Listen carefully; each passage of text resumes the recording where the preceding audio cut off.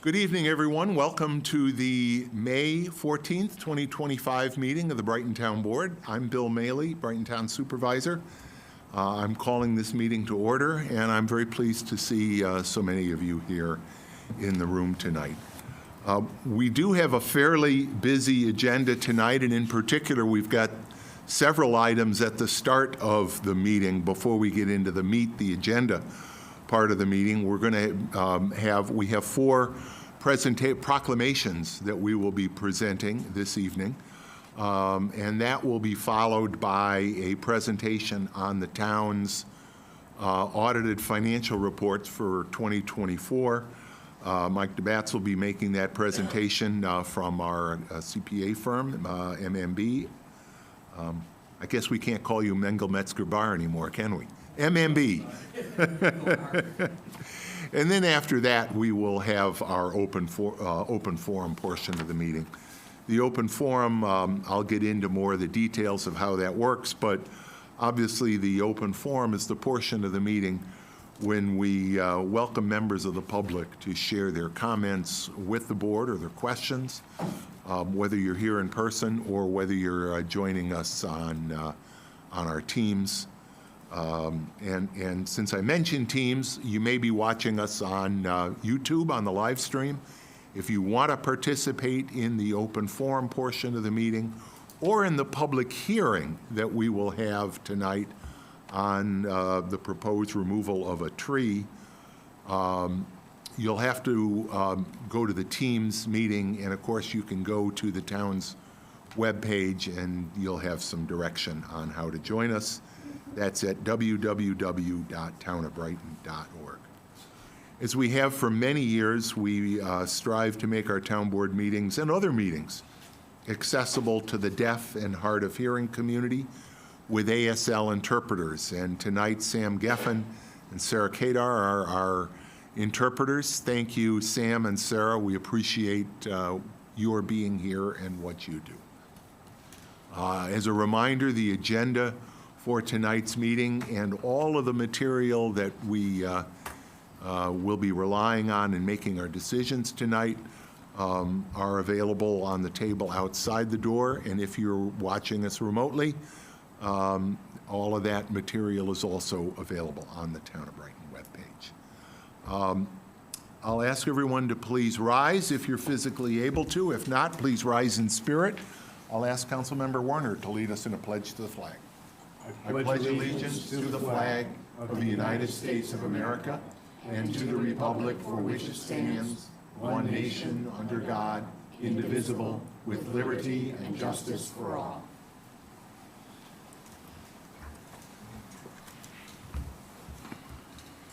And before we get into the proclamations, I do want to introduce, there's a new face over here. Glenn Layton is enjoying his first town board meeting tonight. He enjoyed his first Public Works Committee and Public Safety Committee meetings yesterday, but Glenn is our new Commissioner of Public Works, and we're pleased to have him with us.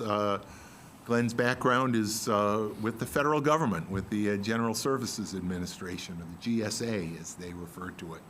So we're pleased to have you here. We've given you the trial by fire, and after a week and a half, all's well. So it's great to have you at your first meeting, Glenn. Thank you.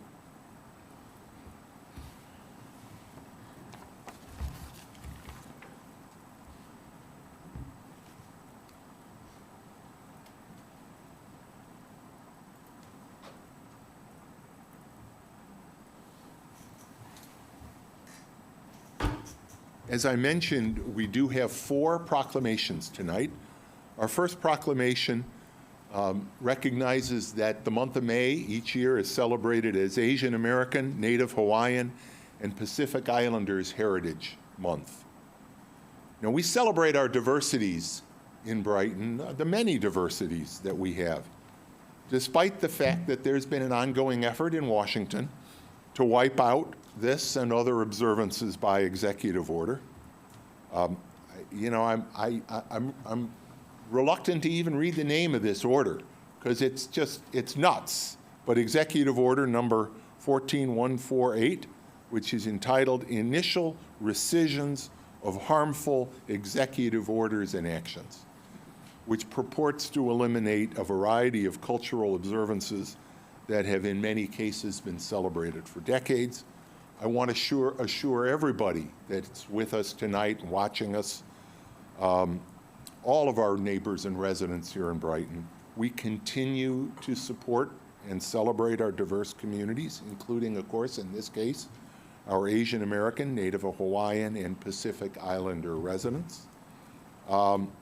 Many leaders in government here locally, community leaders, are part of the AANHPI community, leaders in the arts, in the cultural community, and it's to celebrate the many contributions that the AANHPI communities have brought to Brighton and the whole area and to the country that we read this proclamation tonight.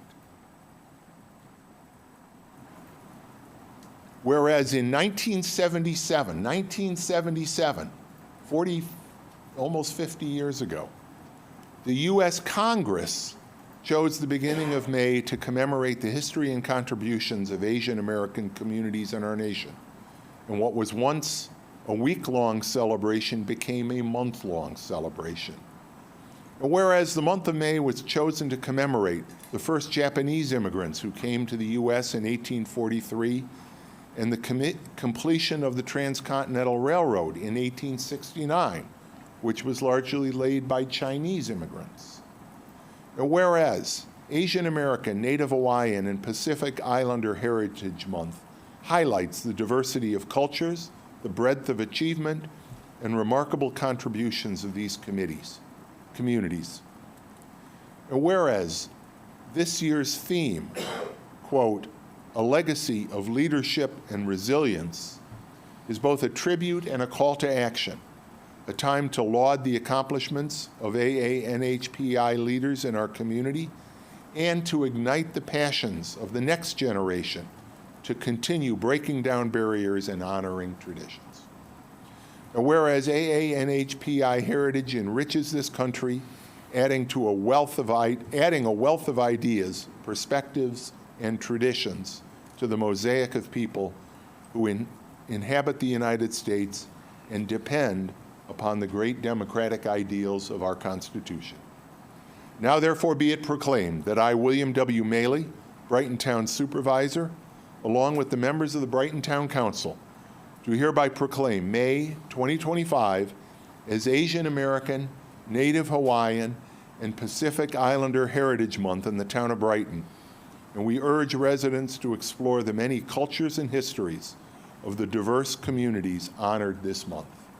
This proclamation is signed by myself and by all the members of the Brighton Town Board on this day, May 14th, 2025.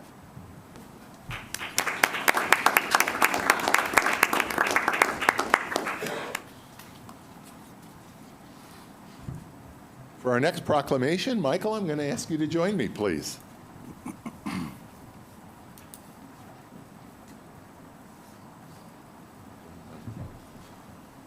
Michael Pollock from Brighton Volunteer Ambulance. It's great to have you here, Mike.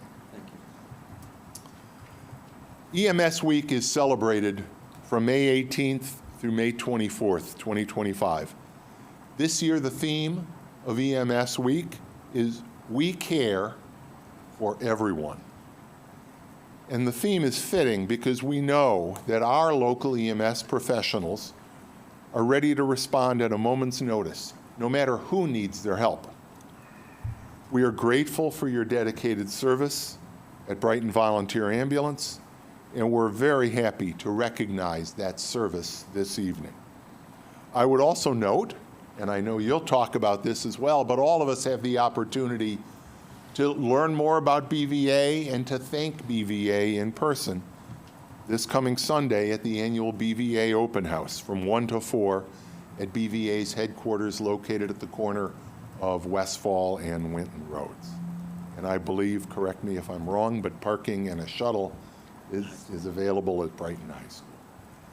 So it gives me great pleasure to read this proclamation from the Town Board honoring Emergency Medical Services Week, May 18th through May 24th, 2025.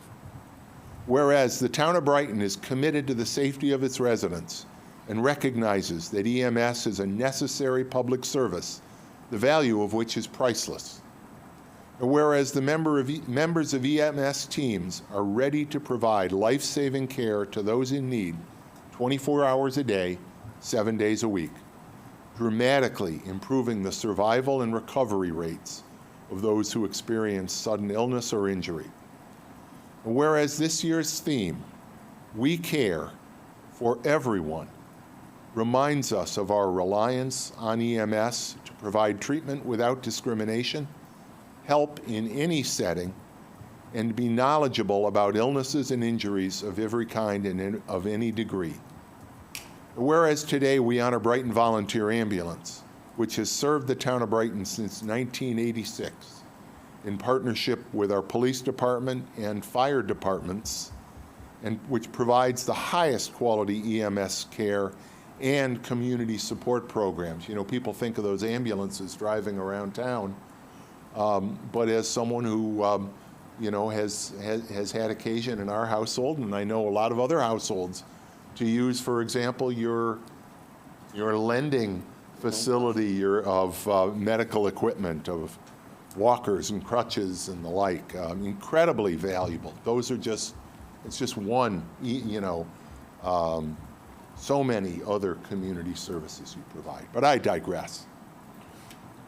Whereas, whether career or volunteer, BVA workers engage in thousands of hours of specialized training and continuing education to enhance their life-saving skills for the benefit of all the people of Brighton. Now, therefore, be it proclaimed that I, William W. Maley, Brighton Town Supervisor, and speaking on behalf of the members of the Town Council, do hereby recognize May 18th through 24th as Emergency Medical Services Week in the Town of Brighton. And we commend Brighton Volunteer Ambulance for their unfailing commitment to quality service and their determination to rise to meet every challenge.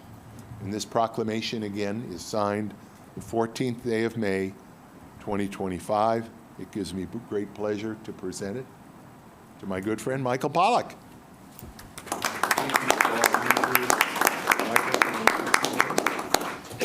Excuse me. I'll try to make this brief. We have to fit in a little commercial for our open house. People think when they come to the open house, they're just going to see the ambulance. It's much more than that. You'll see the ambulance, a chance to go in it. We'll be demonstrating some of the equipment. The important part of this is so that people can see it in a non-threatening way. It's like having a police car pull up behind you and turn on the lights. Is that how you want to meet a cop? Okay. With an ambulance, you don't want it to be when your spouse is having a heart attack or whatever. You have a chance to come to our house, meet our people, and see the equipment, and we will explain everything. Once again, it's this coming Sunday, May 18th, from 1 o'clock to 4 o'clock. Park in the high school parking lot. Take the shuttle. Besides BVA, Brighton and Henrietta fire departments are there. They're part of our public safety partners. And this is really important. We all work together. It's not a competition. We're all there to serve the community. So we have the fire department, we have Brighton Police. The sheriff's department is coming with Operation Safe Child. That's a program where you can have a picture of your child taken, and they fill out all the biographical information, name, date, height, weight, hair color. They do 2 fingerprints on them, and you have the option of either just taking the card with you, which you'll get in moments there. They process it right there, or they can also keep a copy in the New York State Department of Criminal Justice database that, God forbid, there's a situation, let's say an Amber Alert, instead of you having to read off this information and starting from the get-go, instead, They just notify the people in Albany, and they can send it electronically to every police department, every police car, every officer carrying a cell phone. The information is all right there, and there's no charge for this. The Sheriff's Mounted Patrol is scheduled to come, and the K-9 unit. New York State Police are coming with their convincer unit for promoting seatbelt safety, and this is a special sled where it starts at the top, and it only travels 5 miles an hour. But people that are old enough, and the trooper will decide, it's usually going to be a teenager or above, you'd be amazed at how much of a jolt it is at just 5 miles an hour. And it's to get the point that seatbelts are a must, they're not an option. The Monroe County Rochester 911 Center is going to be there, and they'll be discussing how to make a call to 911. What information are they going to want? Lifespan, which everyone that's 65 or above, we all know what they do. Willow Domestic Violence Center is going to be there also. Children's activities is going to include face painting, craft painting courtesy of Dog Pound Creations, a kids obstacle course, a bounce house. You'll be able to sign up to take a CPR course or volunteer, or sign up to become a volunteer EMT at BVA. Once again, National EMS Week, May 18th to the 27th, and it's all about informing the community of the services we have, and also it's your chance to come and say to our people, thank you, because we're there for you 24 hours a day. Doesn't hurt. We never get tired of someone saying thank you. Also, last thing, this coming Tuesday, I'll once again be going down to Albany for the New York State EMS Memorial Service. For those of you that don't know, BVA had a member, Zach Zhang, who was a U of R Simon School alum. He had to go back home to help his family. While he was there, he was working at Bank of New York. When he came out of the Port Authority, the first plane had hit the World Trade Center.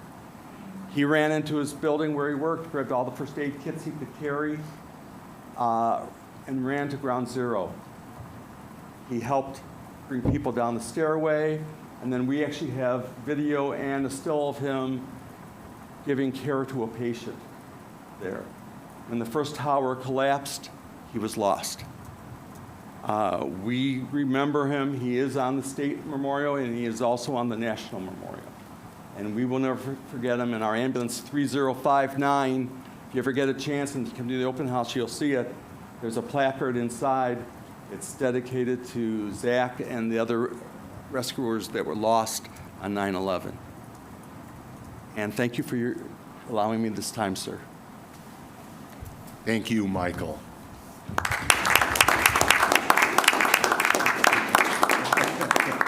On behalf of everyone in the room, I will say thank you to you, thank you to BVA, and we're going to keep saying thank you because we are grateful for all the service you provide. Oh, you did? I was going to say, wait a second. They're so good. Just one. May is also Jewish American Heritage Month, and we have a proclamation. Come on up. Jewish American Heritage Month, as I mentioned, is celebrated in May every year.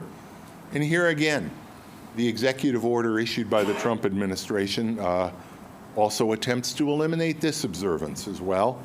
But we all know how important it is to continue to celebrate the diversity of Brighton, to celebrate the many accomplishments and the important role that Jews play in our country and in our community, and to make sure that we do so in a way that allows us never to forget the Jews in this country and in the world have been targeted for hatred and Holocaust. And in celebrating this month publicly, we repeat the important reminder, never again, to ensure that the hatred and bigotry faced by Jews must never be allowed to permeate this community. So I will read this proclamation. Whereas for over 350 years, Jewish Americans have contributed to the American landscape, helping shape our values and strengthening foundational tenets of our democracy, including the freedom of religion. And whereas the story of the Jewish people is one of resilience, faith, and hope in the face of adversity, prejudice, and persecution, and that endurance has been woven into the fabric of this country. Whereas the town of Brighton is proud to be home to the majority of Jewish people living in Monroe County, and we embrace the great contributions their history and culture, organizations, and community activism have had on our town. And whereas the Jewish Community Relations Council of the Jewish Federation of Greater Rochester is dedicated to progress in tzedek, justice, and tikkun olam, repairing the world, through education and advocacy for social justice and for Israel. And whereas among its many good works, the Jewish Community Relations Council promotes the practice and principles of human dignity, individual rights, and relationships across religious, racial, gender identity, sexual orientation, and ethnic lines. And whereas, as we celebrate the enduring heritage of Jewish Americans, we are reminded that the struggle for justice, equality, and freedom is not over. And in these perilous times, domestically and abroad, we must recommit to standing against anti-Semitism. Now, therefore, be it proclaimed that I, William W. Maley, Brighton Town Supervisor, along with the members of the Town Board, do hereby proclaim May 2025 as Jewish American Heritage Month in the town of Brighton, and urge all Brightonians to stand together in peace, reject hatred and ignorance, and learn more about the many important roles that Jews have played in our community. And this proclamation is signed this 14th day of May, 2025.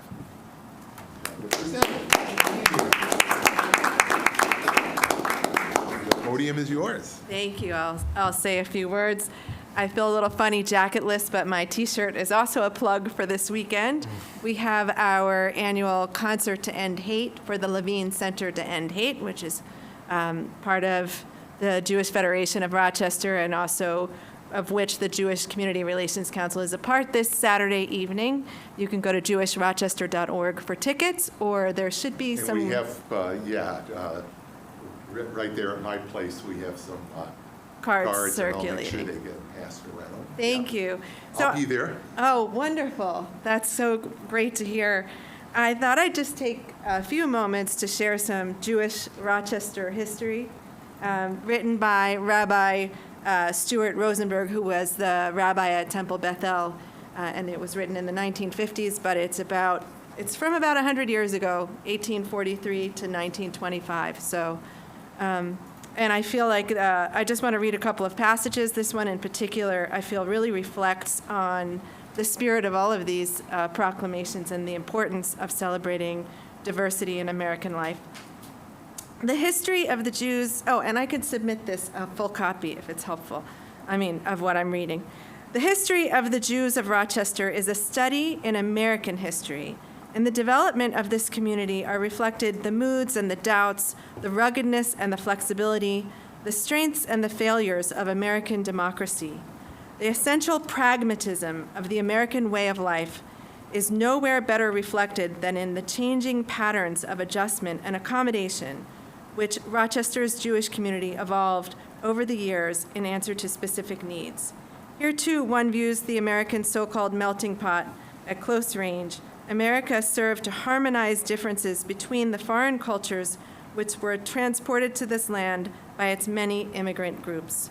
For Jews, however, America played an additional role. It acted as a leavener within their own group for the wide variety of cultural and religious experiences and expressions which they brought with them from their old world homes. For the first time, German Jews, Polish Jews, English Jews, Russian Jews, and Romanian Jews were to live together in a single community. And then I just also would like to share another paragraph. This was the vision of the future of the American Jewish community, which Dr. Israel Friedlander foresaw in 1907, and he was a rabbi and a professor who visited Rochester and had an influence on the community here. He writes, "And when we thus try to penetrate the mist that encircles the horizon of the present, a vision unfolds before our mind's eye, presenting a picture of the future American Israel," by which he means the people of Israel in America. "We perceive a community great in numbers, mighty in power, enjoying life, liberty, and the pursuit of happiness, actively participating in the civic, social, and economic progress of the country, yet deeply rooted in the soil of Judaism, clinging to its past, working for its future, true to its traditions, faithful to its aspirations, one in sentiment with their brethren wherever they are, attached to the land of their fathers as the cradle and resting place of the Jewish spirit, men with no conviction crippled, self-reliant, receiving and resisting, not yielding like wax to every impress from the outside, adding a new note to the richness of American life, leading a new current into the stream of American civilization. Not a formless crowd of taxpayers and voters, but a sharply marked community, distinct and distinguished, trusted for its loyalty, respected for its dignity, esteemed for its tradition, valued for its aspirations." And the author, who was the rabbi at the time, goes on to describe the community as in Rochester as being far away from the fulfillment of that prophecy and having a lot of work to do. But then he ends by saying that the community of 1925 in Rochester was still an adolescent community, but possessed newfound powers. While it still lacked the necessary maturity for their proper application and use, now that immigration had come to a standstill at that time, 100 years ago, its strength could not be augmented from abroad as before. It had to turn to its own inner resources. But this meant that it would have to wait until the second generation of East Europeans matured before the community could achieve its full stature and present a picture of the future American Israel and so fulfill the prophecy described. I would like to just say that 100 years out, we're all still growing. We all have many, many diversities within and among us, and we all need to keep reaching for the promised land we want America to be. And I'm grateful for this proclamation to inspire us all to continue. Thank you.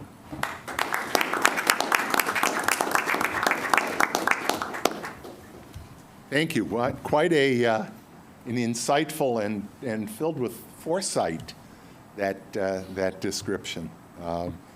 And yes, the concert to end hate, I know, has been a great event.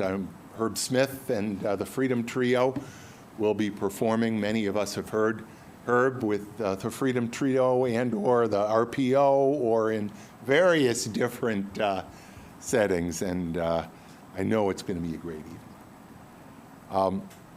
Finally, this week is National Police Week, and I'm going to call Chief Dave Cathaldi to join me.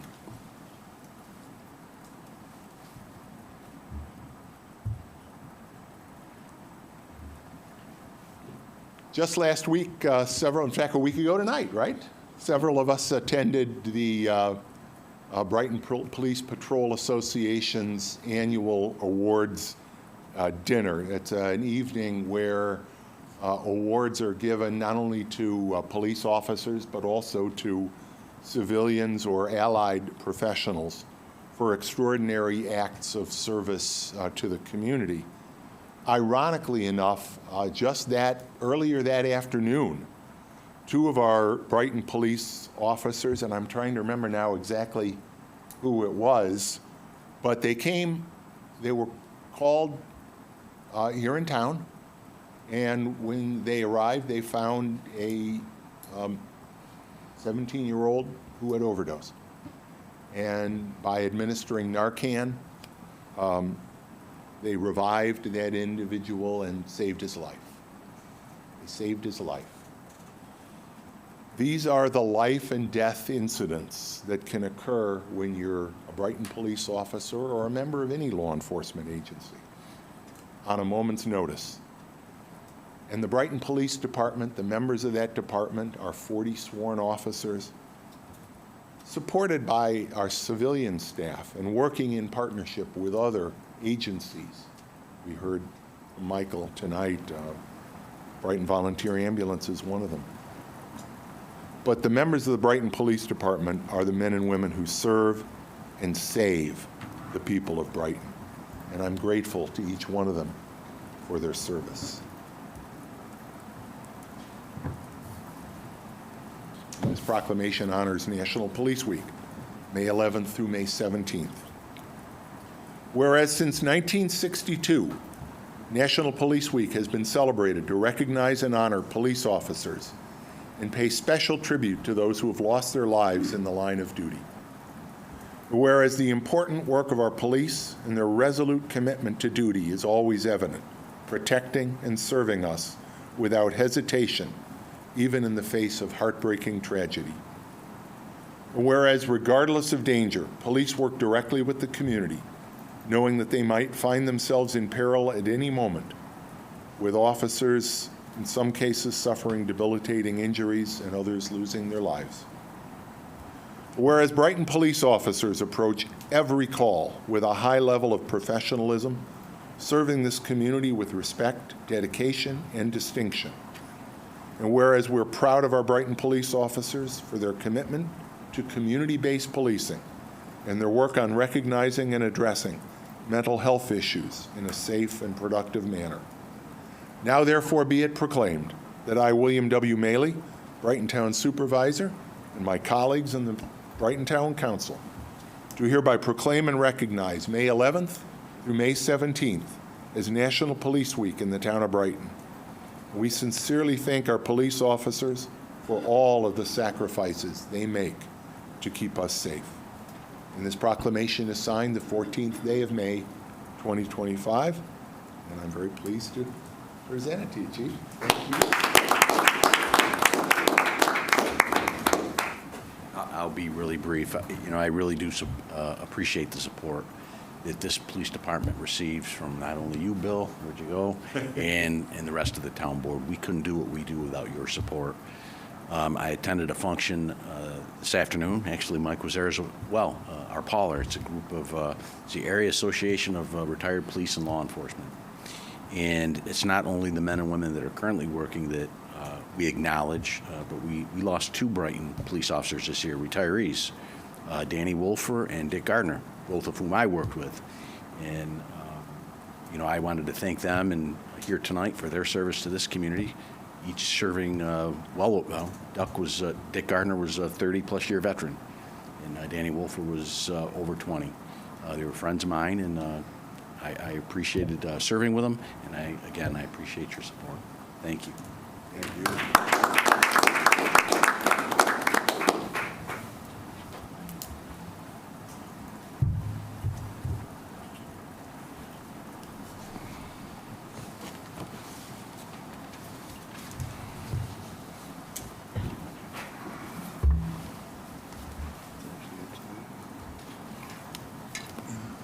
Before we begin the open forum, I also want to acknowledge we have 3 students here, one each from Brighton High School, from Rush Henrietta, and from Pittsford. So welcome. It's great to have you here, and they're doing it as many students do to for credit as part of their coursework. So thank you for being a part of this, and just like everyone else here or remotely, I welcome you. If you've got something you'd like to say during the open forum, please feel free to do so. And we are going to start that now. We hold an open forum at the beginning of every town board meeting. The open forum is an opportunity for members of the public to address the board concerning any matter relating to the town, whether or not it's on our agenda this evening. I will note that if you are here for the one public hearing we have on our agenda tonight, which relates to the proposed removal of a tree located at 75 Elwell Drive, Supervisor, before we jump to that, Oh, my goodness. Ay, ay, ay, ay, ay. Audited financial statements. You know, financial statements are really exciting stuff. And I don't know how I was going to skip that. But darn it, as I mentioned earlier, from MMB, Mike DeBatz. Thank you. Don't worry, Supervisor. I'll keep it pretty quick so you can get on to the public comments. You know, I had the opportunity last week. I came out and met with the FASC. We had a little bit more in-depth meeting going over the results of operations for 2024. But I just wanted to come this evening and give the rest of the board and the public a pretty high-level overview of the operations for the year. It was a very positive meeting. Financial operations for the town had some very, very positive results in 2024. You know, focusing specifically on the general fund, the main operating fund of the town. The total fund balance was up just about $1.3 million in total. And really that surplus was really generated by a few things in particular. Sales tax was much higher and much stronger than anticipated. You know, the town continues to do a great job of budgeting. Have to be kind of conservative on that estimate because we've been anticipating for a few years now that, you know, eventually the sales tax revenues will begin to come down, but, you know, very positive for Brighton this year. That didn't happen. Interest earnings were also about $540,000 above budget, which, you know, those two things just in themselves are what led to that increase in fund balance. But in addition, there were some cost savings or unrealized costs, I should say, due to vacant positions in the town and some general overall cost controls. So all very positive things to talk about with the general fund. I spent some time also talking with the FASC, you know, just as a caution, you know, things have been good for, you know, the last probably 3 to 5 years in terms of overall operations for the town. But just a reminder that as part of the budgeting process, the town is using fund balance to fund the annual budget by, it's about 7.25% of the budget for 25. That's $1.9 million, which is, I think, a very responsible thing to do to limit that impact on the residents of the town. But I just want to make sure I mention to keep an eye on that, because if we do get into years where those surpluses on the revenue side and cost savings or unrealized costs on the expense side don't come to fruition, you know, that fund balance will begin to be eaten away a little bit, particularly as we are in the position we are right now with the uncertainty coming out of the federal government. A lot of the things that the federal government has done to claw back money or end certain contracts. And the way that impacts the state budget, you know, the recently approved state budget does allow the governor to have some flexibility as we get into the second half of the year if the federal funding that they have built into the budget doesn't come through. The state can then make some changes, which, you know, a lot of direct funding for operations doesn't come to the town, but the town has a lot of projects that do receive state aid, projects that the town is planning on completing.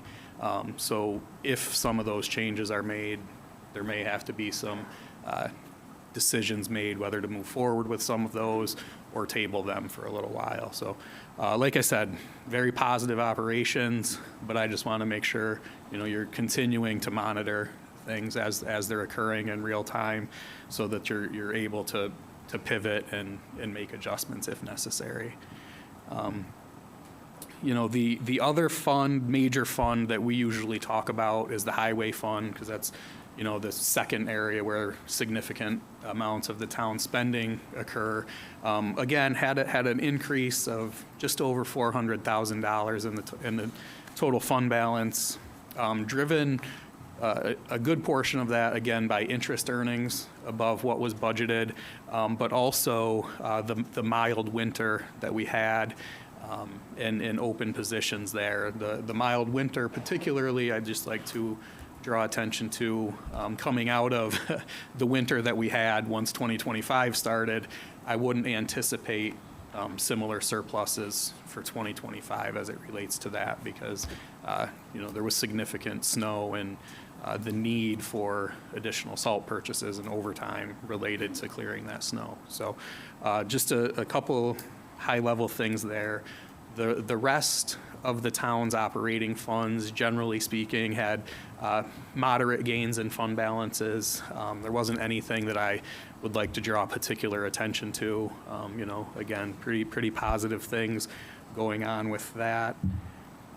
In the packets of documents that the town board has in front of you are all of the reports that we issued. In addition to our standard audit this year, there was also a single audit because the town spent over $750,000 in federal funding for 2024. The town spent $967,000 of the ARPA funds, the local, state and local fiscal recovery funds. There's about just under $2.6 million left of that funding on the balance sheet at the end of 2024. Most importantly, those funds are all committed. The town has entered into contracts and has projects identified, and those projects will be occurring over the next 2 years to make sure that those funds are spent and not pulled back by the federal government. So, positive there, and that will allow the town to, get back to town hall after spending a couple years here in this temporary site. In addition to that, we do a special review procedures report every year. We go a little bit more in depth into certain identified town departments to look at transactions. We also go in and do an audit of the town court, the justice funds, and then the town clerk and the receiver of taxes fund. Again, outside of the financial statements, the town still does have another, millions of dollars flowing through the books. So we come in and we look at some of those other activities as well. We did identify a couple of very minor findings in those reports. If you look through them, the town provided us explanations for those findings, but we still put them in the report. That's just the nature of those type of reports. Nothing I would be too concerned about. Like I said, very minor findings identified in there, but you can take a look at those as well. So that's my quick overview. Do you folks have any questions about the audit or anything else I might be able to enlighten you on? I think, again, and I want to thank you for that, Mike, the thing that, although it's separate from the financial statements, it's a reflection of the very positive message that we heard tonight, and that is the fact that for the past 4 years, the New York State Comptroller has given the town of Brighton perfect scores, both in terms of having no fiscal stress as well as the fiscal environment here. So I think that's indicative of the very responsible work that all of our department heads, they're not all here with us tonight, but in particular, our finance department, Earl, and your team. But it's also indicative of the very transparent and thorough budget preparation process that has already begun with a capital improvement plan, again, as something that's recommended by our state comptroller. Budget workshops, doing 2 budget hearings instead of 1, our budget review task force. We're going to be very momentarily receiving communication from the Sustainability Oversight Committee. They give a review of our capital improvement plan. All of those things go to the very strong report, not only that we have from our auditor, but also that we have from the state comptroller. So thank you for the time you've put in. Thank you for being available as we've had questions. Of course, You're thank you, always and thank you for the opportunity to serve the time, and just, thank your clerk's office, your finance office. Even with the move, we had a very nice, smooth audit. We're still here in the same time frame as we have been in the past, so thank you very much. Good, thank you. Any last questions? All right, Have a good night. thank you. Where was I? Open forum. Sorry, I jumped the gun there, but we do welcome people to speak during the open forum. If you're here in person, you'll have the opportunity to raise your hand.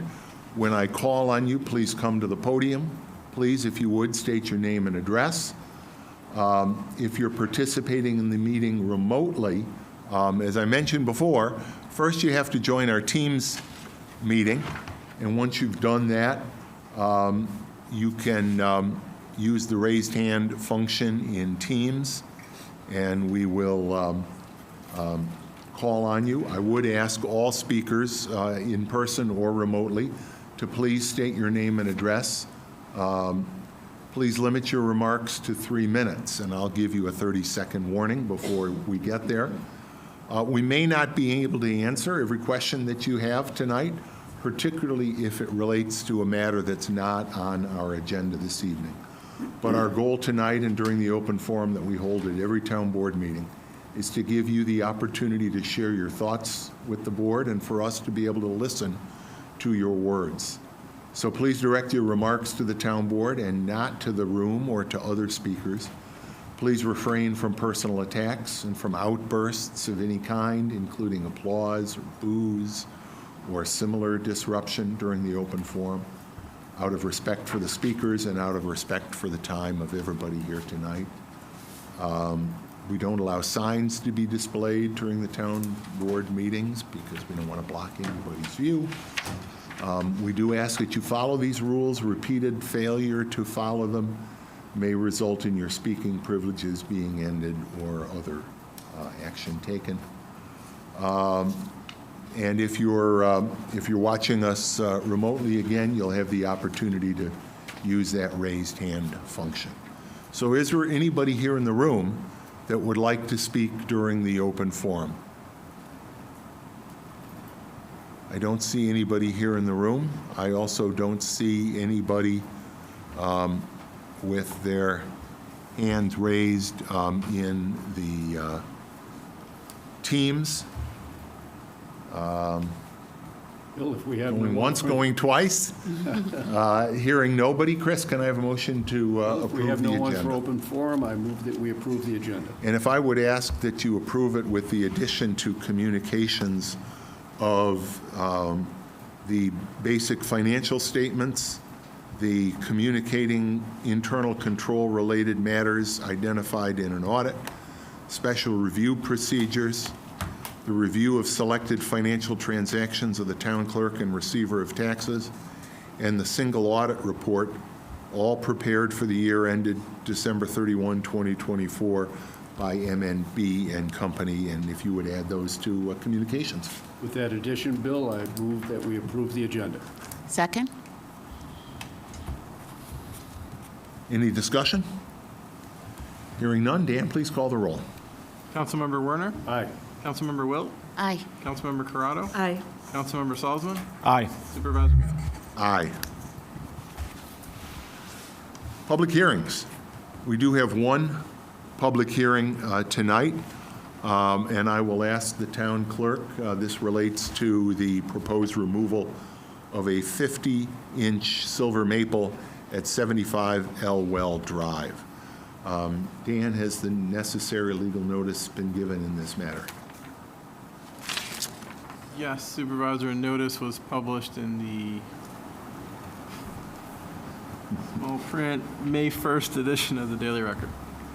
And I know that you personally delivered notices to Did personally Neighbors. deliver notices to Thank the you. adjoining neighbors. Thank you. Notice having been given, I declare this public hearing to be open. And we have communication not only from the adjoining property owner, Mr. Varenti. We also have a letter from Bill Hafner, our highway superintendent, and our arborist report with photographs. This is a hearing pursuant to Chapter 175 of the Town Code, the town's tree law.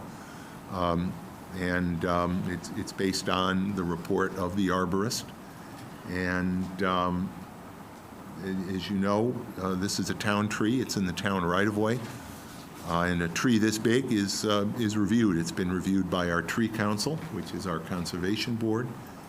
And it was reviewed at a Public Works Committee meeting, and now we are here in public hearing tonight. So I declare the public hearing to be open. Bill, is there anything you would like to add to that? No, it's just over mature.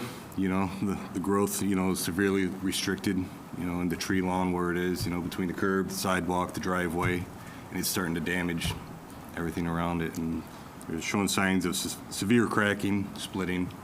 So it's time, unfortunately.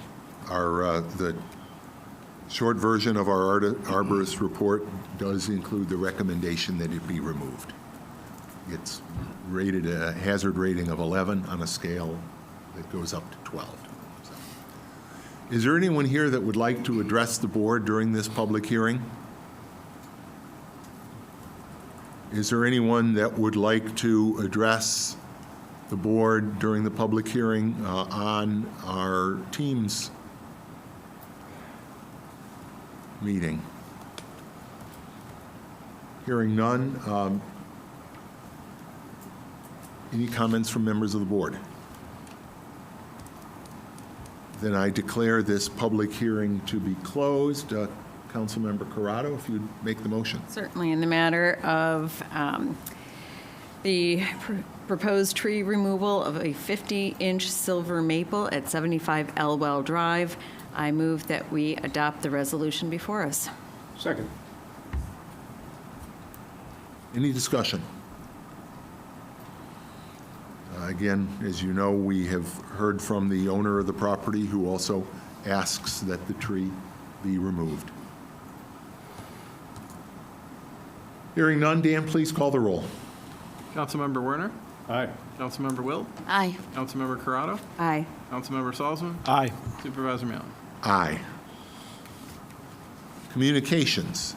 Can I have a motion to receive and file the communications? I move that we receive and file the communications. Second. We just added our audit reports, but we also have the annual report from our Sustainability Oversight Committee. We have our vice chair of the Oversight Committee, Shubhangi Gandhi. Thank you, Shubhangi, and thank you to our board members. Councilmember Wilt is the town board liaison, and Brendan Ryan from our town staff serves as the staff secretary. Although it hasn't been able to be prepared the last couple of years, their report is a very thorough evaluation of a number of our important sustainability initiatives. And we appreciate the work that the SOC puts in. One of I tell this story, but it's very real. The SOC was first formed in 2010, and 2011 was the first year that they presented their analysis of the town's capital improvement plan, which is an integral part of our budget development process. And I found that report to be so thorough and so enlightening. I learned a lot from it. I think anybody reading it would learn a lot from it. It evaluated our capital plans from the perspective of are we doing what we can do to make the community of Brighton more sustainable? And of course, we always look at the balancing between the cost of the certain things we do and the impact. We always try to get the low-hanging fruit as quickly as we can. But this really gave me some perspective as I, was about to take on this job. And I think that's a very valuable exercise that the SOC tries to do. So I look forward to seeing that this year. Any other comments on either of these items of communication? I will just say, as a liaison to the Sustainability Oversight Committee, that this year-end report that covers a number of years includes 10 items of recommendation that were submitted by this board and then were subsequently enacted in whole or part by the town board in general. And I continue to be impressed by the foresight and the hard work of this committee that, implemented the climate action plan. They have 6 items of recommendation that I think we should give serious thought to as a board. Anything else? Then we have a motion to receive and file these items of communication. If there's nothing further, Dan, please call the roll. Councilmember Werner? Aye. Councilmember Wilt? Aye. Councilmember Corrado? Aye. Councilmember Salzman? Aye. Supervisor Mealy? Aye. Committee reports, community services. Robin? Thank you. The Community Services Committee has not met in the intervening timeframe since our last town board meeting, but I do have a few quick updates from our Parks and Recreation Department heads. From our Parks Department, seasonal laborers began working shifts in the parks in late April and early May. The department is hoping to welcome another full-time grounds equipment operator in the near future. Park mowing has been difficult with all of the rain and sometimes colder temperatures. The park crews are currently mowing all athletic fields twice per week in order to keep them playable. In addition to staff mowing contracts have been renewed and mowing contractors have begun work in the parks. Crews are generally in full swing with park maintenance projects and day-to-day operations. Then from our Recreation Department, our Brighton Winter Spring Program registration continues to be active.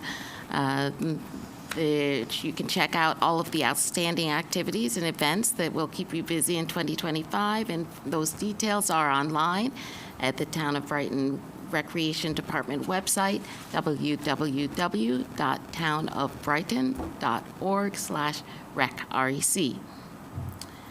The Brighton Summer Playground Camp registration opened for non-residents yesterday, 5/13 at 9 a.m. Again, full details for camp registration can be found online. Camp registration has been very strong, and many of the locations are nearly full, so please register soon if your child does need camp this summer. Brighton Summer Farmers Market is now open as of April 27th at the Brighton High School parking lot on Sundays from 9 a.m. to 1 p.m. So join us and explore all the wonders of the season. Again, SNAP EBT benefits are welcome at the Brighton Farmers Market. Brighton Seniors Lunch Out and About continue their schedule, so check out the monthly calendar and join us on a lunch out and about in the community. The locations change, but we always have a good time with friends enjoying food and sometimes lively entertainment. Today, the seniors were at the Legacy, and again, full details are online. Sign up for the monthly newsletter from the Brighton Seniors to stay up to date with all the fun that's happening. And then I just want to remind everybody that this Saturday we will have our annual Brighton Clean Sweep event.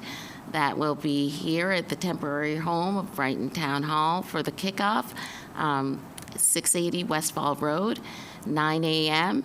Just meet here, and you can pick up your cleanup assignment, your T-shirt, gloves, grabber, and a breakfast provided by Starbucks, Bagel Land, and Tops Market. And then from 9:30 to 11:45, we'll hit the streets, parks, and trails of the community to clean up any debris. And then you can join us at French Road Elementary School for lunch to celebrate the morning of hard work. And everybody is invited to the cafetorium. You can pick up a bagged lunch courtesy of Jersey Mike's. Again, that is Saturday, May 17th from 9 a.m. to 2 p.m. And then I just want to mention that tomorrow, Brighton will hold a commemoration of Asian American, Native Hawaiian, Pacific Islander Heritage Month. That will be tomorrow, Thursday, May 15th at 12 p.m. here at Empire State University, 680 Westfall Road, in this first floor conference room here. And we will be following the national theme of a legacy of leadership and resilience. And the town of Brighton is pleased to honor 3 outstanding Greater Rochester community leaders, including David Grome, Amita Vias, and Dr. Michael Mendoza of Trillium Health. And this event is presented as part of the town of Brighton's continued commitment to a diverse and inclusive community. On Friday, we will begin our community bike rides. That's Friday, May 16th. This is free, but registration is required. You can find full details online again at www.townofbrighton.org/rec. The next meeting of the Community Services Committee will be next Wednesday, May 21st at 10 a.m. or immediately following our Finance and Administrative Services Committee meeting at the Brighton Recreation Center Multipurpose Room. And please do access the Recreation Department through the Winter Road entrance. As always, members of the public are invited and encouraged to attend. Thank you, Robin. Nate, Finance. Thanks, Bill. The Finance and Administrative Services Committee last met on May 9th. Almost everything that we discussed is on tonight's agenda, but I'll highlight 3 pieces, if I can get the words out. The first item is that we're going to, the committee recommended that we authorize the supervisor to enter into an agreement with Young Explosives for July 4th fireworks explosions. And I got to tell you, I think they did a great job. I was not able to attend, but I got a lot of great feedback from our constituents. And so I'm thrilled that Matt Beeman and the Parks Department was able to set that up again. I can't believe we're talking about July 4th, by the way. I feel like it was winter 5 minutes ago. I know Bill Havener probably feels like it was winter 5 minutes ago. It was. The next item that we... You were very busy right around... I was and will be again soon. That's right. That's right. And the next item I wanted to talk about, we are recommending that we authorize the supervisor to enter into agreement with Sky Coasters, also for the July 4th celebration. I got a ton of great reviews on how amazing Sky Coasters was. Actually, I was talking to my good friend Dan Amon over there. He actually wanted to try out for Sky Coasters, so I thought that maybe I could yield my time over to the clerk who could perform a song for us. I was thinking Fly, Eagles, Fly, but, obviously, I won't keep you on the spot, Dan. I'll keep going. And then the last one I'll talk about is the FAST Committee recommends to authorize the supervisor to execute a change order with Landry Mechanical for an unanticipated need to separate the town hall water system from the library system. And I believe, and I know Bill's going to do a better job explaining this in just a few minutes here, but I believe that the water system between the library was connected to the town, and so if we're doing work in the town, we have to shut off the hot water in the library. So that's no good. And it's also true, and I see Sarah nodding back there, so I feel good about this explanation. And I also know that if the library was doing work and they would have to shut off the water, it would mean that we would shut off the water at the town hall. So this change order would fix it and fix it quickly, I believe, within the next week or two.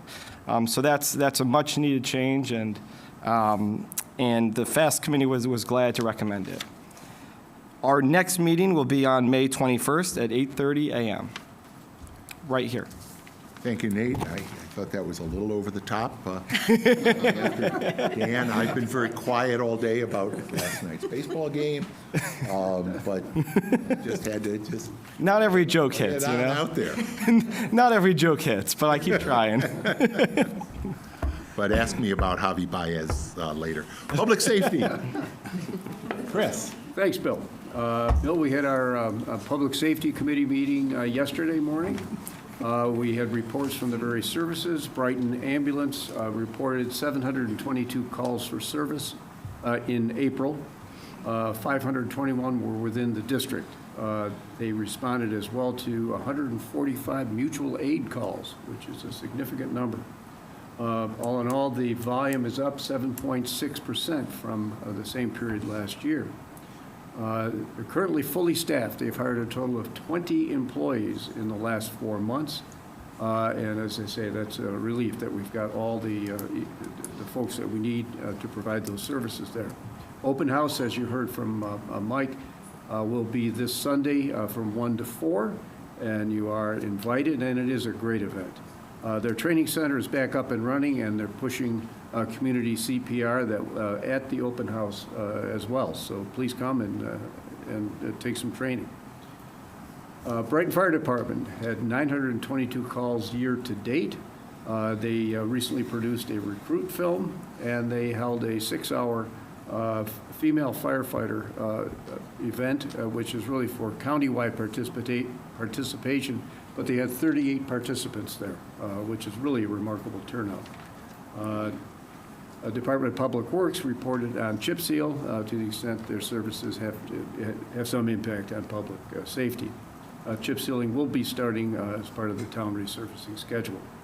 Police Department reported that April was Distracted Driving Awareness Month. Chief, did you have any particular experiences in the distracted driving enforcement? No, we target the common areas that are provided for in the grant: Monroe Avenue, East Henrietta Road, West Henrietta Road. I mean, distracted driving, speed awareness, they're always a problem. Thanks. The 26th, April 26th, there was the DEA prescription take-back, and 190 pounds of product were collected. And it is down somewhat from prior years, but it's still a very popular and effective event.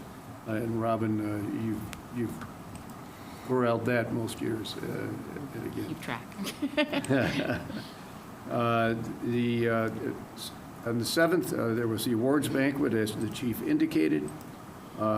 And one item of particular note, it's that you may recall a year ago in March, there was a kidnapping in Brighton, which was obviously a horrendous event.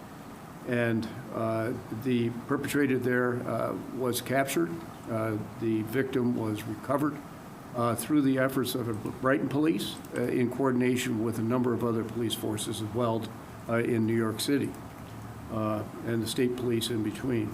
There was an extraordinary effort by our officers, and that perpetrator has been sentenced 25 years to life.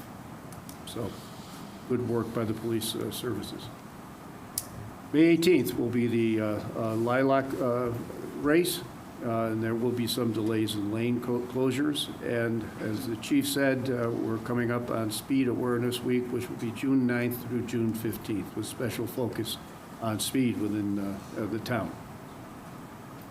Henrietta Fire District reported on calls in West Brighton, 277 year to date. No incidents of significance, and they've just graduated some new career firefighters from the academy. Also, we had a discussion of the French Road Bridge construction and the detour plan.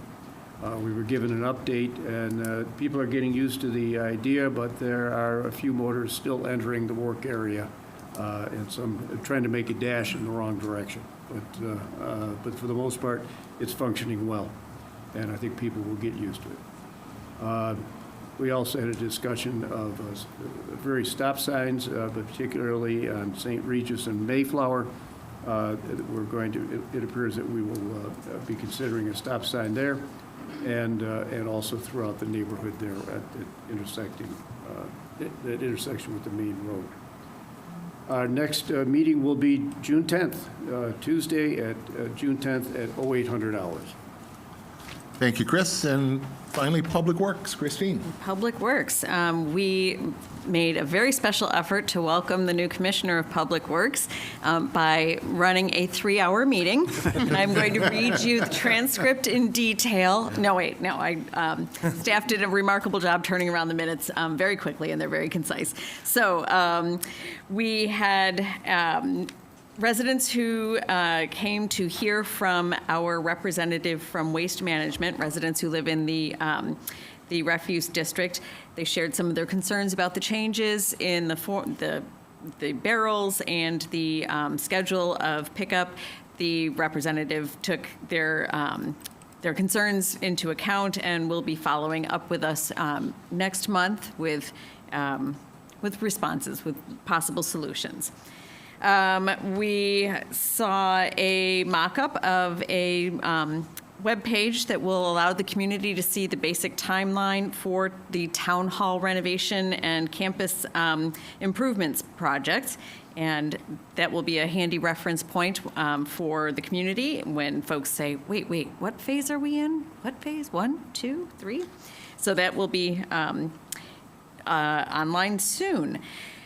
We also had a discussion about notification of work to be done in the right-of-way, notifying residents when various utilities who have easements in the right-of-way may be showing up to do work. The town does require those utilities, when they pull a permit for work, to notify residents. Generally, they do hang a tag on a door or a sticky note on a door. Those don't always stick, especially in our windy weather, but residents should look for that prior to the start of any right-of-way work. If the town is doing work in the right-of-way under our own auspices, the town does mail out a notice. And if folks are ever wondering what the heck is going on in that right-of-way, they can call the Public Works office and get an update if they haven't found the sticky note or hang tag on their door.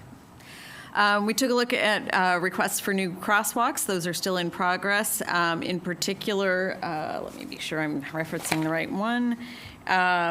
The requested crosswalks on Highland Avenue at Council Rock, Pelham, and Grosvenor have moved on to the traffic study phase.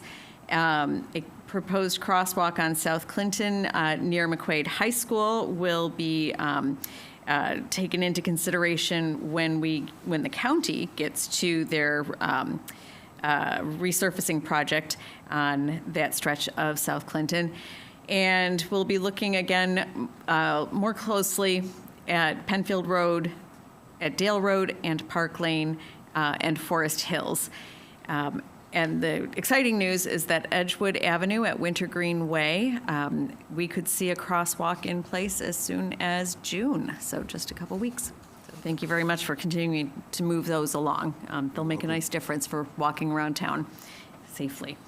Let's see. The Town Hall renovation project, above and beyond getting a timeline up on the website, town staff shared a reduced scope site plan and key elements of the proposed design made to minimize impacts on parking and library, police, and courts concurrent usage. Is there anything else that we should add to that? Things are moving along. Asbestos abatement finished sooner than anticipated, which is exciting. So now you're on to the excitement of taking down walls inside and rebuilding them. And drilling. And drilling, yes, drilling on the Drilling of the campus. geothermal wells. Yeah, how could we forget? I mean, all that equipment out there on the front lawn and the big holes that everybody should be avoiding, which is why no access to playgrounds or pools or anything of the sort on the campus. Chelmsford Road residents have safety concerns. Town staff has initiated plans and will be getting cost estimates for sidewalk improvements, street lighting, and speed humps for the consideration of the residents. And staff are also developing a speed hump checklist to better review location compliance with the town policy. New York State DOT project updates. The most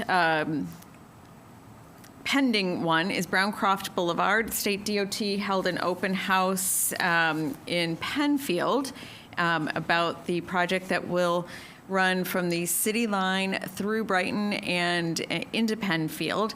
The work is anticipated to start in April of 2026, and so residents had the opportunity to take a look at the plans that will include the standard milling and resurfacing, widening a portion of the route to provide minimum 5-foot shoulders, which are practically bike lanes, not officially, but if you have thoughts on that, you can tell the state DOT. That will run from 590 to Knollbrook and Shaftesbury Road. There will be new sidewalks on the north side from 590 to Knollbrook. and on the south side from White Village Drive to Blossom Road, on the Penfield side. And there will be sidewalk, curb, and ramp upgrades. And those are the highlights of the project. And the final important highlight is rehabilitating the traffic signals at North Landing Road and Blossom Road, Creek Street, and Panorama Trail on the Penfield side of things. Town project updates. We heard about the French Road Bridge detour and the work that's progressing there. Construction is currently ahead of anticipated schedule, so that's exciting. The Chelmsford Lane culvert replacement. The good news is that the state DOT has begun the right-of-way services requests for the project, and the resolution is anticipated for the next town board meeting for us to accept those the right-of-way services. And that, we'll call that enough. We don't want to replicate all 3 hours of the meeting. Suffice to say, a lot of work is going on in town that will keep Public Works and Highway Department very, very busy in the coming months. The next meeting will be June 10th at 9 a.m. right here. Thanks, Christine. Moving to new business, Nate, reading approval of claims. Yes. Bill, earlier today I reviewed claims totaling $643,452.22. Notable claims include, Bill, because you mentioned your Tigers, I'll say payment for clay for the baseball fields over at Buckland Park and Meridian Center. It was payment for $3,956.13. And because we have the chair of our Sustainability Oversight Committee at the meeting tonight, I'll mention that we did a payment for roof replacements at the Park Building at Meridian Center and the building at Town Pool. I believe that's with solar on top. It will be, solar will be installed. It will be. So that's already. Yeah. That's an exciting project coming out of Sustainability Oversight Committee. So thank you for your work and exciting progress happening. The claims all appear to be in order, and I move for them to be approved. Second? Discussion? Hearing none, Dan, please call the roll. Councilmember Werner? Aye. Councilmember Wilt? Aye. Councilmember Corrado? Aye. Councilmember Salzman? Aye. Supervisor Manning? Aye. Why don't you handle the next two as well, Nate? You got it. The next matter seeks to amend the budget by transferring $2,415 from debt service reserve account to offset debt service payments. I move that we approve this motion as prepared by the attorney to the town. Second? These are transfers that are facilitated through interest income. And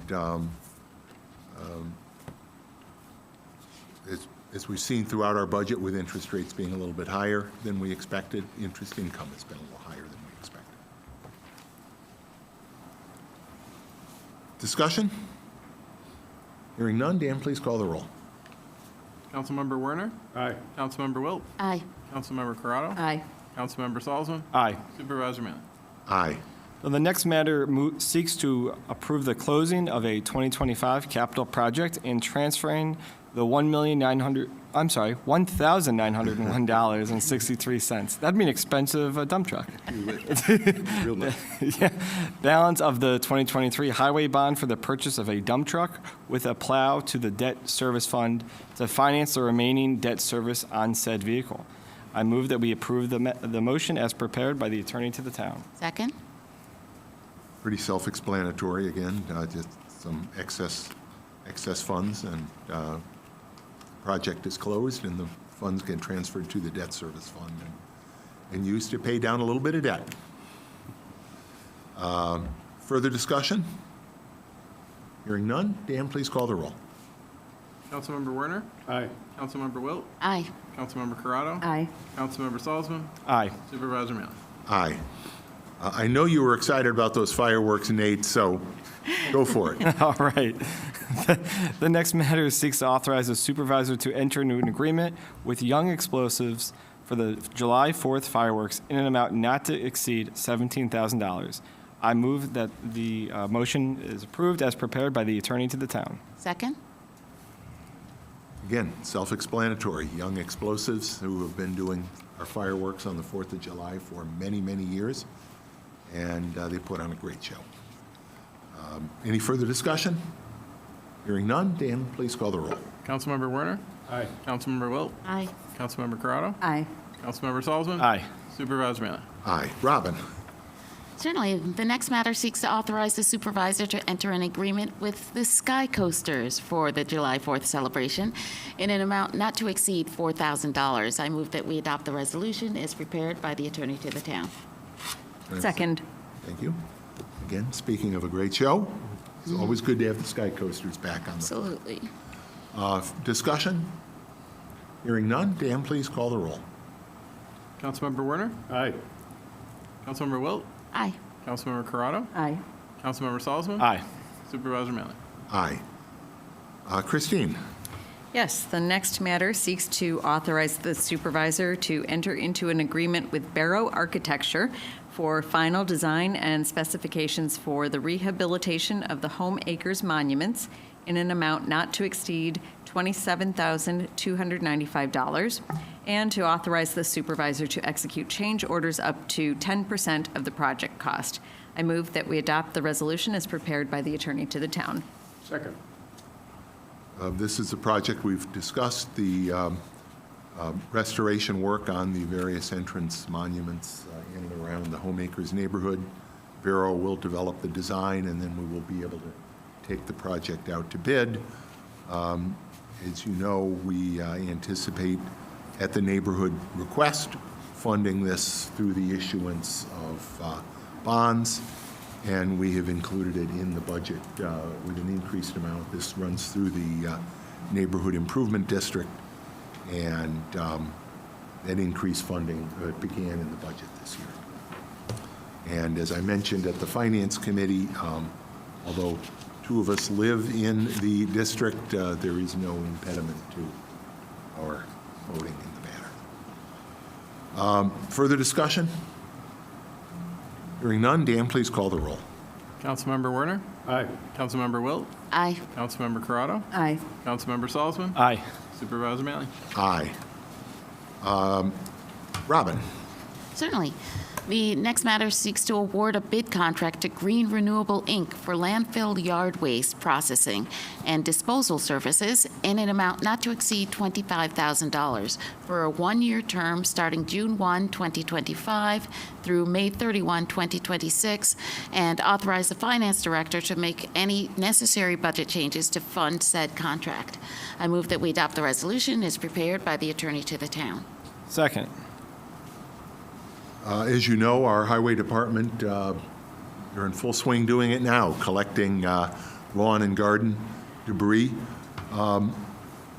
We take that to our green landfill up off of Browncroft Boulevard, and it's ground. Each year we enter into this contract, and this company grinds it, leaves some of it for us so that we have, our residents have at the highway department access to mulch throughout the year, and then they take the rest. And, we've been doing it for many, many years, and it is part of our green initiative. Many towns, that material would just wind up in the back of a garbage truck. Right. Anything else, Bill, on that? Just Green Renewable, they've been, contracted for a few years now, and they do a great job. They come in, I think, 3 to 4 times a year. They're very responsive when we call and say, hey, it's getting a pretty big pile down here. They get at it. They do a great job. All right, we have a motion and a second. Any further discussion?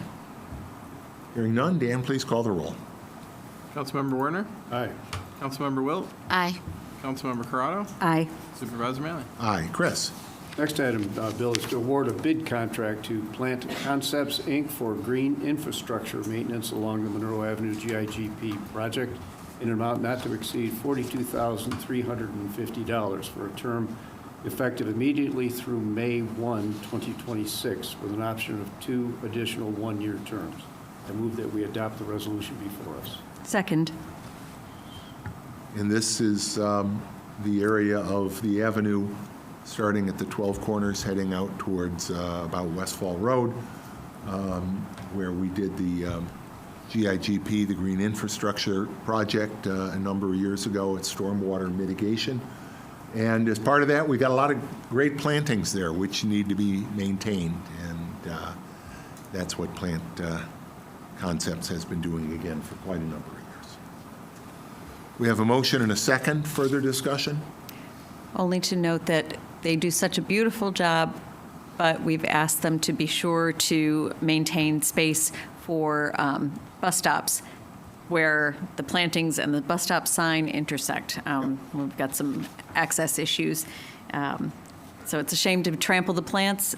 Better that we don't put the plants there in the first place. Yep. Good. Further discussion? Hearing none, Dan, please call the roll. Councilmember Werner? Aye. Councilmember Wilt? Aye. Councilmember Corrado? Aye. Councilmember Salzman? Aye. Supervisor Mailer? Aye. Nate? The next matter seeks to amend the sewer department budget by transferring $65,000 from the engineering fees account and $35,000 from the construction repair account to the trucks/vans account for the purchase of a new sewer truck in an amount not to exceed $140,397.90, and declare as junk the 2012 Mack sewer truck number 29 for disposal through an online or in-person auction, the proceeds of which will help defray the costs of the new truck, and if necessary, transfer $35,000 from the sewer equipment reserves to the trucks/vans account to complete said purchase. I move that we approve this motion as prepared by the attorney to the town. Second? And just to be clear, that's up to $35,000, although the words "up to" are not there, but they are in the, or not to exceed in the resolution itself. Largely, we identified this truck at a great price. We had a good discussion about that in committee. We also had a significant funding available because the bid for the Allens Creek Sewer Study, or the proposal for the Allens Creek Sewer Study, which is a significant sewer project, came in significantly below where we thought it would. So we've got some of those excess funds available. That means this replacement won't need to be bonded, and will have some very positive impacts, again, going forward on our financial condition. Further discussion on this? Who seconded that? Robin did. I did. Good. Thought so. Before I wrote it down, wanted to make sure. Motion has been seconded. Further discussion? Hearing none, Dan, please call the roll. Councilmember Werner? Aye. Councilmember Wilt? Aye. Councilmember Corrado? Aye. Councilmember Salzman? Aye. Supervisor Mailer? Aye. Now we've got a couple of change order items relating to the town hall project. I'm just going to run down the row. We'll start with you, Nate. You got it. The next matter seeks to authorize the supervisor to execute a change order with Landry Mechanical in the amount of $41,827.47 for the unanticipated need to separate the town hall water system from the libraries, exceeding the 10% contingency of the base contract for the town hall renovation project. I move that we approve this motion as prepared by the attorney to the town. Second? And this is the item Nate talked about earlier, the water systems that we were surprised to find were connected in the way that they were between the main town hall and the library. And this will facilitate a more, just a more practical setup going forward. We have a motion seconded. Anything further? Dan, please call the roll. Councilmember Werner? Aye. Councilmember Wilt? Aye. Councilmember Corrado? Aye. Councilmember Salzman? Aye. Supervisor Mailer? Aye. Robin. Certainly. The next matter seeks to authorize the supervisor to execute a change order with Inex Architecture in an amount not to exceed $14,500 for additional geotechnical testing, exceeding the 10% contingency of the base contract for the town hall renovation project. I move that we adopt the resolution as prepared by the attorney to the town. Second. Any discussion on this? Hearing none, Dan, please call the roll. Councilmember Werner?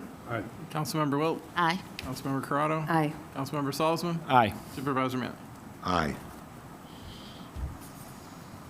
Chris? Next item, Bill, is to authorize the supervisor to execute a change order with Inex Architecture in an amount not to exceed $65,000 for site design, exceeding the 10% contingency of the base contract for the town hall renovation project. I move that we adopt the resolution before us. Second. This relates to work done by actually the subcontractor, Environmental Design and Research, EDR, related to stormwater. Discussion? Hearing none, Dan, please call the roll. Councilmember Werner? Aye. Councilmember Wilt? Aye. Councilmember Corrado? Aye. Councilmember Salzman? Aye. Supervisor Manley? Aye.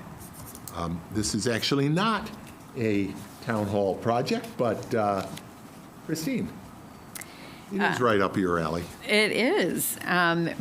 It's a bright light in our agenda this evening, because this next matter authorizes the supervisor to enter into an agreement with M.L. Cakamies Electric Corporation for street lighting maintenance in an amount not to exceed $26,000 for a term effective immediately through December 31st, 2025.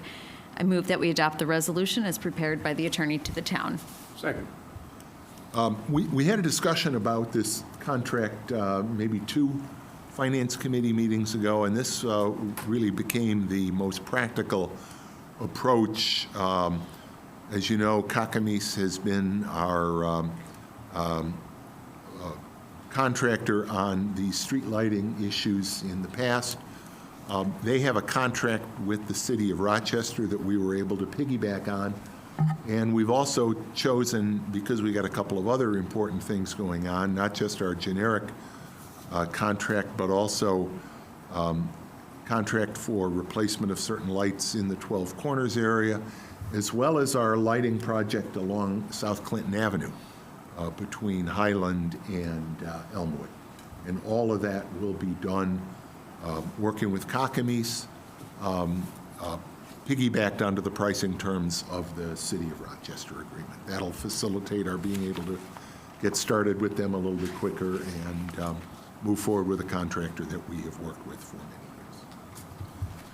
years. We have a motion. It's been seconded. Any further discussion? Hearing none, Dan, please call the roll. Councilmember Werner? Aye. Councilmember Wilt? Aye. Councilmember Corrado? Aye. Councilmember Salzman? Aye. Supervisor Manley? Aye. And finally, Chris. Next item is to approve the appointment to the Board of Assessment Review of Mary Katie Hanrahan. I move that we adopt the resolution before us. Second. This will allow her to serve as a temporary Board of Assessment Review member through the end of September, which is the end of the sort of assessment year, if you will. Discussion? Katie has actually served on the board in the past as a permanent member and was willing to step up and do this as one of our one-year temporary members, and we appreciate it. Thank you. Motion's been seconded. Any further discussion? Ian, please call the roll. Councilmember Werner? Aye. Councilmember Wilt? Aye. Councilmember Corrado? Aye. Councilmember Salzman? Aye. Supervisor Manley? Aye.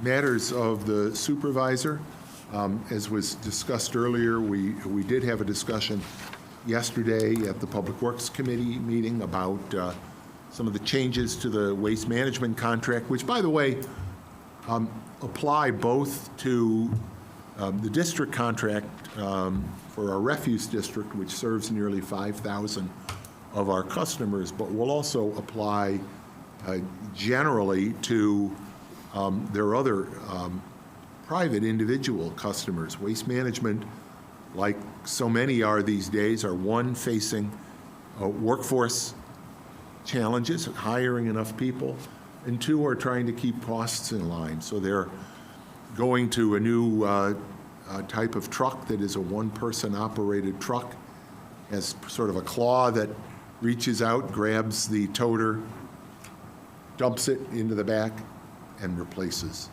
the toter. While that's more economical, It did raise questions both with residents but also with us on the town board as to how we were going to address certain issues, particularly issues relating to people who, for various reasons, might be challenged getting their containers out to the street.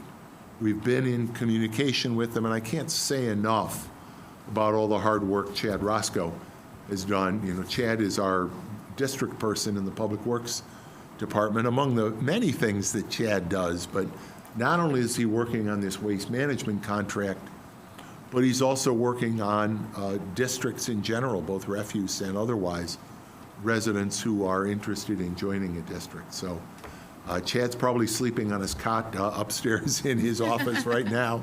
He has really been working hard, and I appreciate it.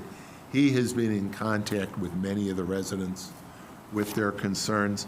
And Chad and I are going to be meeting tomorrow, actually, with our waste management rep.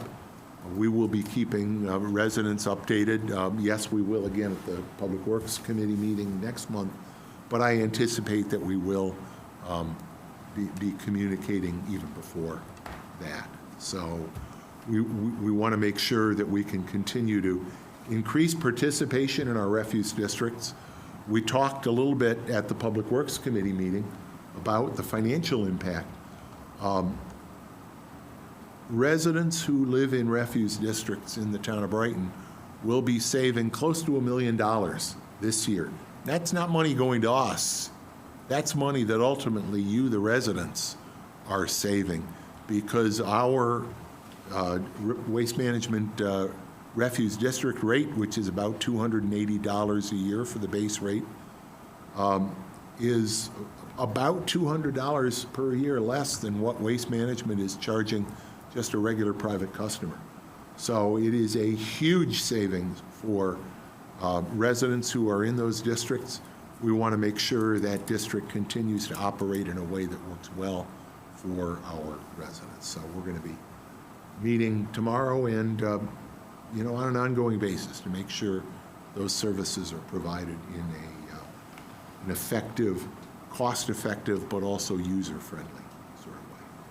We've talked about the town hall project, so I don't know that I really need to say a lot about it, other than we have finished the asbestos, and we've had some work again at Public Works. We've had some discussions about making sure, because not only are we working, the first project that we're working on now is really the HVAC-driven project, the geothermal project, in addition to the building for our maintenance work. A lot of extensive work that you would expect on a 70-year-old building interior to upgrade technology and security. A new front facade and ramps.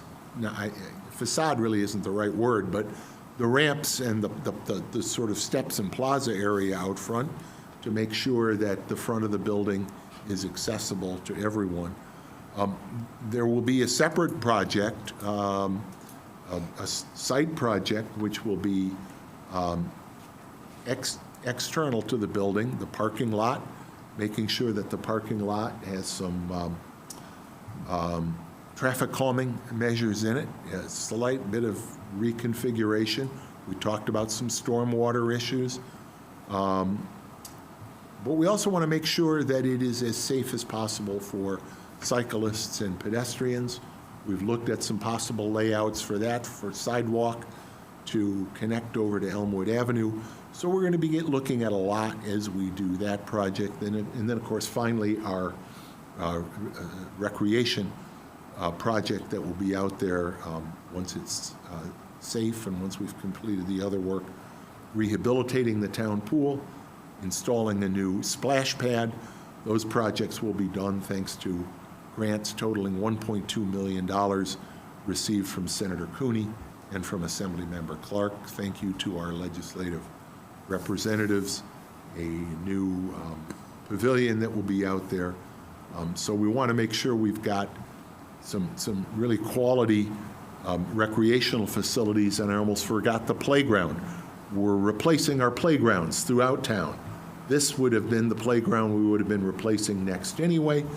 With the geothermal project, that facilitated that. We will be building a new and accessible playground, also behind Town Hall, a slightly different location.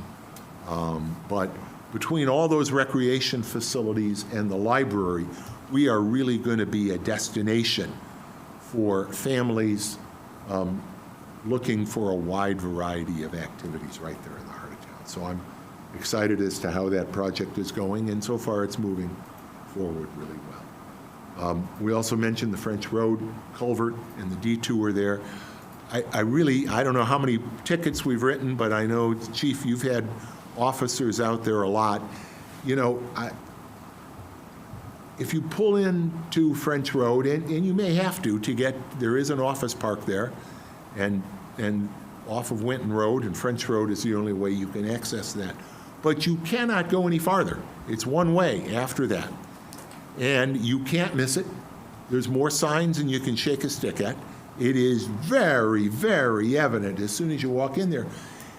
And yet there's been some people who felt like they can just blow through it and drive the wrong way on a one-way street. There are men and women working out there. We didn't just set up that detour. That bridge, that culvert needed to be replaced. We've got, again, state grant money from the Bridge New York program that's funding it. But when you blow through that and think, oh, I'm going to save some time, you've got someone working on an important construction project potentially, that you're putting their life in danger. So the least that could happen is you get a ticket. The worst that could happen would be a lot more than that. So please obey the sign. The detours are clearly marked. It'll take a couple of extra minutes. It's the life of that construction worker is well worth it. So please be careful when you're driving out there. And that's all I have. Matters of the attorney to the town. I know we've got some executive session matters. Yes, Supervisor, would request an executive session for 3 matters leading to the appointment of particular persons and 1 matter involving a real property tax certiorari litigation with the Country Club of Rochester. Thank you. Matters of the town clerk. Nothing this evening. Any additional matters of the town board? I have one thing. I'd like to make a quick plug for the first in the series of in the second annual, we can finally say second annual series of Brighton Community Bike Rides. This is Bike Week all across the country. It was declared Bike Month a week or so ago by Supervisor Bello and Mayor Evans. And Brighton is celebrating it by kicking off our 3 community bike ride series on Friday the 16th. We will be starting at the Winter Market Barn, and Jesse Piers of Reconnect Rochester Cycling will lead us on a ride that will get us to the Auburn Trail and all the way to Pittsford Plaza without having to deal with vehicle traffic and back again. We won't be left to our own devices there in Pittsford. We'll come back to Brighton. These rides are intended to show folks how to get around town without having to drive through our neighborhoods, along our bike boulevards, along our trails, and they're great fun. Last year they were well attended, and rumor has it that there may be a very tall bicyclist on one of the 3 rides. I don't know which one, so you better, register for all of them and see who shows up. The rides are free, and we gather at Earl, what kind of bike do you have?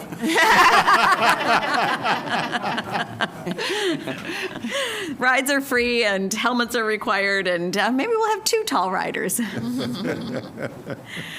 Thank you, Christine. Thank you. Any other matters of the town board? Then thank you again to our ASL interpreters. Can I have a motion to go into executive session to discuss those 3 matters relating to the employment of particular people, along with a matter of real property tax certiorari litigation? Bill, I move that we go into executive session to discuss appointment of particular people and real property tax certiorari. Second. Come on, you're a lawyer. You can say it. Can I have a second? Second. Discussion? Dan, please call the roll.